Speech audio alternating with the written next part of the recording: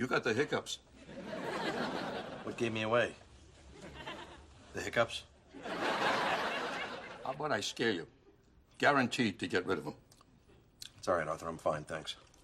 Okay. Suit yourself. I just thought that. Whoa!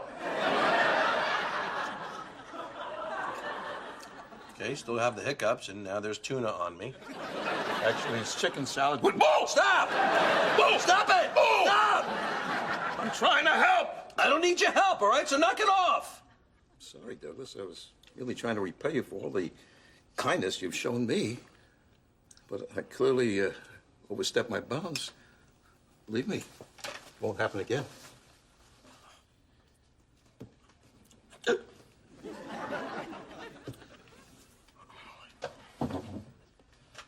Arthur, look, I just wanted to...